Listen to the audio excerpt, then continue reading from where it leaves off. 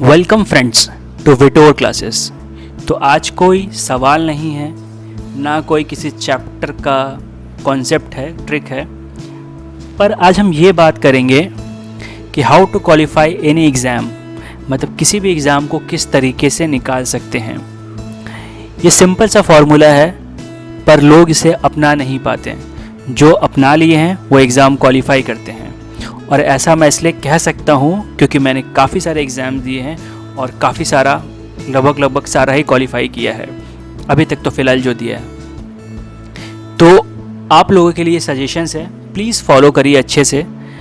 और बहुत सिंपल चीज़ है, सबको पता है लगभग, पर कोई फॉलो नहीं करता, जो कि थोड़ा परेशान है, जिसके कारण से आप एग्ज़ाम क्वालिफाई नहीं कर पाते हो। तो चलिए जानते हैं क्या क्या है। तो 3D can qualify you any exam. Simple सी बात है, 3D है जो आपको कोई भी एग्ज़ाम निकलवा सकता है। कोई भी मतलब कोई भी, any exam can make you qualify. ये सिंपल सी बात है, पर वो 3D है क्या? पहला है डिटर्मिनेशन। डिटर्मिनेशन मतलब ये होता है कि हमें ठान लेना पड़ेगा कि हमें एग्ज़ाम निकालना है, किसी भी तरीके से एग्ज़ाम निकालना है। एग्ज़ाम नहीं निकालना दूसरा ऑप्शन नहीं होना चाहिए कि अगर ये एग्ज़ाम नहीं निकला तो अच्छा ये करेंगे वो करेंगे। जब ये आप दिमाग में ले आओगे तभी एग्ज़ाम निकलने का चांसेस जो वो घटने लगेगा धीरे धीरे करके। तो पहला काम तो यही है, अपने दिमाग को सेट करें कि कैसे एग्ज़ाम में हम अपने दिमाग को बनाएं कि एग्ज़ाम ही निकालना है, बस ये एग्ज़ाम निकालना है, मतलब निकालना है, ये सोच लिया। सिर्फ सोचने से तो नहीं होगा, तब आता है हमारा दूसरा डी, जिसे कहते हैं हम लोग डेडिकेशन। क्या कहते हैं? डेडिकेशन।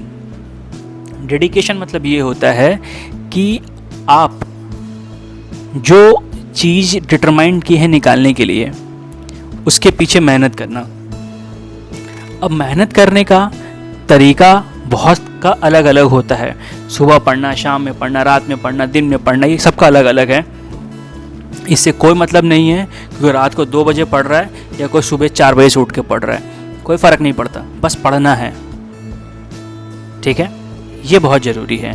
तो आप कैसे पढ़िएगा ये आपको डिसाइड करना है, किस समय में पढ़िएगा आपको डिसाइड करना है, लेकिन पढ़ना है ये ज़रूरी है। कितना ख़त्म करना है ये ज़रूरी है। अगर आप ठान के बैठे हैं कि आज हम 15 क्वेश्चन सॉल्व करेंगे, तो वो 15 16 हो जाए, 17 हो जाए, 20 हो जाए, बहुत अच्छा दिन रहा तो 50 भी हो सकता है, लेकिन वो 15 कभी भी 14 नहीं होना चाहिए। इसको कहते हैं हम लोग डेडिकेशन। तभी एग्ज़ाम क्लियर करने के चांसेस होंगे। और हार्डवर्क का कोई भी अल्टरनेटिव नहीं है। जो जितना ज़्यादा वर्क हार्ड करेगा उसके चांसेस उतने बढ़ेंगे। तो चलिए मान लेते हैं हम कि आप डिटरमाइंड हो गए, मेहनत करने लगे हैं, लेकिन जहाँ तहाँ मेहनत करने से नहीं होगा। तब आता है तीसरा डी, जिसको हम लोग कहते हैं डायरेक्शन। तो जनरली होता क्या है लोगों के साथ कि हर कोई 2-4 किताब का नाम जानते हैं, उस किताब को खरीद के पढ़ना चालू कर देते हैं। फॉर एग्ज़ाम्पल, आप SSC की तैयारी करना चालू किए, आपको बोला कि सबसे अच्छा किताब मार्केट में कौन सा है, तो आप 4-5 किताब के नाम सुनेंगे जिसमें बहुत सारे मैथ्स के सवाल है, जैसे किरण हो गया, RS अग्रवाल हो गया, फास्ट ट्रैक किताब हो गई, इसमें बहुत सारे सवाल हैं। लेकिन क्या आप सॉल्व कर पाइएगा? आंसर है नो। क्यों? क्योंकि इसमें बहुत सारे सम से, बहुत टफ सवाल से, जो कि आप शुरुआत में नहीं कर पाइएगा। तो जो आपका क्या होगा कि आप चाहे तो थोड़ा डिमोटिवेट हो जाएंगे, और दूसरा आपको टाइम बहुत ज़्यादा कंज्यूम हो जाएगा। तो सबसे पहले हमें क्या करना चाहिए कि एक ऐसा किताब ढूंढे जिस किताब में सब कुछ दिया हो, थोड़ा मतलब जितना काफ़ी हो। जैसे गाइड्स बुक होते हैं, ठीक है, कोई भी एग्ज़ाम हो, NTPC हो, SSC हो, UPSC भी हो, पहले आप उस पूरे को पढ़िए तो आपको आइडिया मिलेगा कि आपका सिलेबस क्या क्या है, और आप बहुत कुछ जान जाइएगा उस छोटे किताब से। आपको पता चल गया कि ये चीज़ मेरा स्ट्रॉन्ग है, मतलब ये चीज़ मेरे से बन रहा है, तो इसका ये मतलब नहीं होगा कि हम उस चीज़ को छोड़ दें। उसके बाद हम ये सब बुक्स पे जाएंगे जो आपको मैंने बताया कि फास्ट ट्रैक हो गया, किरण हो गया, और ये जो भी किताबें। तो आप ये जो भी किताबें हैं इन सब को आप इसके बाद पहले एक कोई छोटा किताब सॉल्व, इसको गाइड बुक बोलते हैं, जिसमें आपको सब दिया रहे, जीके, इंग्लिश, मैथ्स, रीजनिंग। आप जिस एग्ज़ाम के लिए प्रिपेयर कर रहे हैं हर एग्ज़ाम के लिए ऐसे गाइड्स बुक मिलते हैं, और बेसिकली अरिहंत के मिलते हैं जो सबसे ज़्यादा अच्छा होता है, तो आप पढ़ सकते हैं उनसे।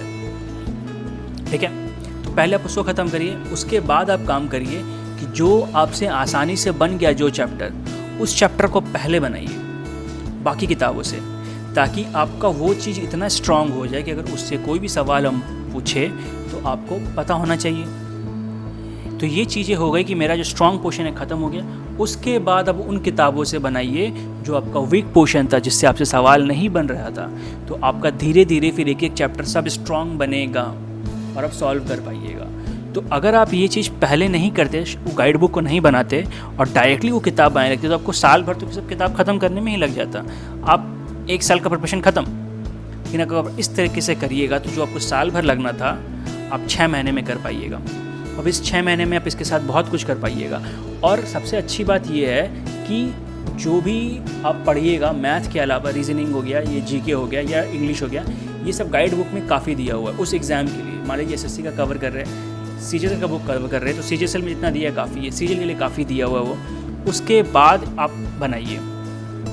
और सबसे इम्पॉर्टेंट बात आता है डायरेक्शन में, पेपर सॉल्व। जब आप ये ख़त्म कर रहे हो किताब, तो संग संग आप कोशिश करें कि हर दिन एक पेपर बनाएं, चाहे तो वो पास्ट ईयर पेपर्स हो या प्रैक्टिस पेपर्स हो। डेली एक पेपर बनाएं, क्योंकि अब आप पेपर इसलिए बना सकते हैं क्योंकि आपको पूरा सिलेबस पता है। तो सिलेबस पता है तो आप सारे सवाल से अटेम्प्ट कर सकते हैं। नहीं बने अलग बात है, तो आप उस दिन उस सवाल पे मंथन कर सकते हैं बैठ के, जिससे कि आपको पता चल जाए कि अच्छा ये सवाल कैसे बनेगा।